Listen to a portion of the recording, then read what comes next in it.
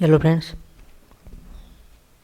What is independence of mind versus independence in appearance. बहुत लोगों को इसमें कंफ्यूजन होता है। डेफिनेशन तो पढ़ ली लेकिन कुछ समझ में आता नहीं। तो आज आपके सबके लिए मैं वीडियो लेके आता हूँ। तो चलिए वीडियो को स्टार्ट करते हैं। तो डेफिनेशन समझने से पहले एक छोटा सा एग्जाम्पल ले लेता हूँ। दो भाई है। एक बड़ा भाई बिजनेसमैन है और छोटा भाई सीए है।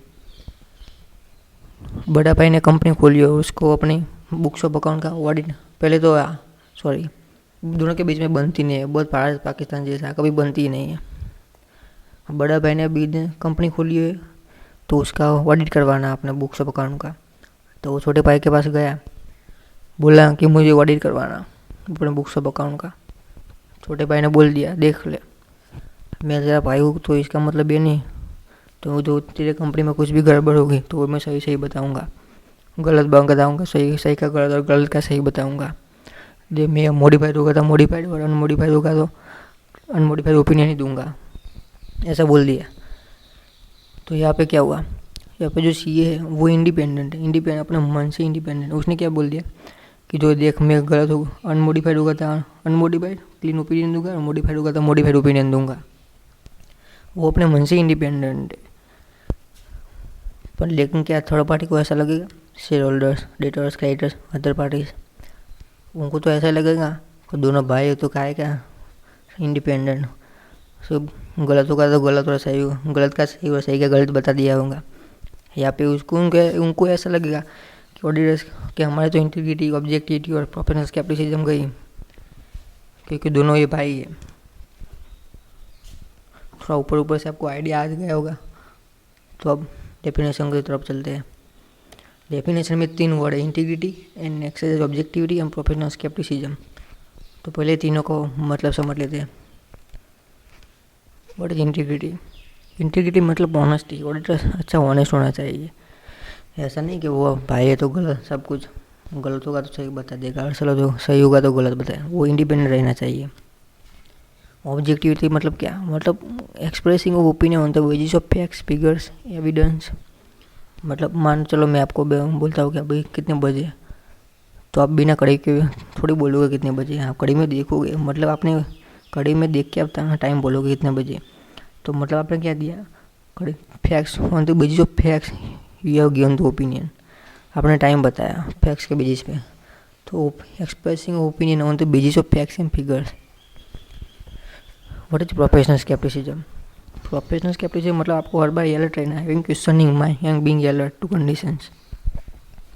मतलब आपको क्लाइंट बोलता है कि आओ कभी चाय वाय पीने, तो आपको क्लियर बोल देना है, नहीं अभी चाय वाय नहीं, तो बाद में ऑर्डर होने के बाद आपको जाना नहीं है।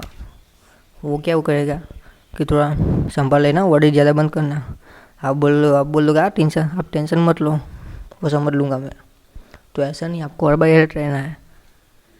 अगर आप एक एग्जांपल लेते छोटा, अगर आपको कुछ टेस्ट करना, आपने कुछ 300 सैंपल सिलेक्ट किए और उसकी 300 की इनवॉइस मंगाई अपने क्लाइंट के पास के विदिन 3 डेज, और क्लाइंट ने 1.5 दिन में 295 इनवॉइस दे दी उसका सैंपल, लेकिन फाइल नहीं दी। और उस ऑडिटर को ऐसा कहा कि आप समझ लो ना, अभी फाइल खो गई, नहीं मिल रही है। तो यहाँ पे ऑडिटर्स 2 टाइप्स के होते हैं, 2 तरह के होते हैं। एक जो एक्सेप्ट कर लेता है कि खो गई होगी, गलती खो गई होगी, नहीं मिल रही होगी।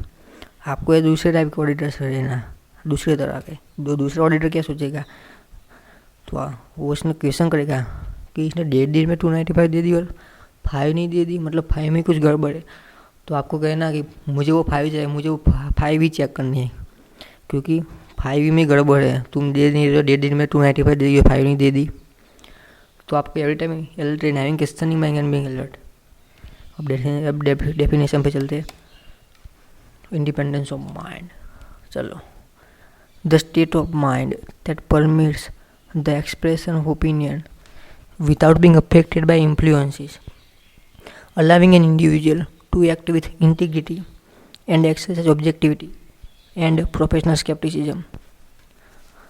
क्या है तो क्या, without being affected bye influence, मतलब आपको इन्फ्लुएंस में नहीं आना। आपका बड़ा भाई है तो इन्फ्लुएंस में नहीं आना, आपको इंडिपेंडेंट रहना हो without being affected by influences.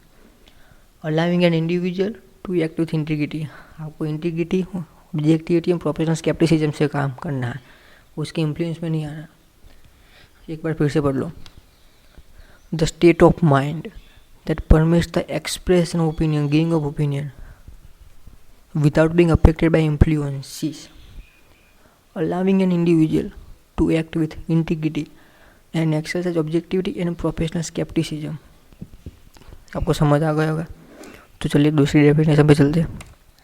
Independence in appearance, यहाँ पे आप जो वर्ड देख लो, independence of mind, independence in appearance, ऐसी मिस्टेक नहीं होनी चाहिए। आप अपना ग्रामर घुसा दो कि independence to appearance, independence in mind, ऐसा कुछ नहीं, अपन ऐसे ही आना चाहिए। Independence of mind, independence in appearance.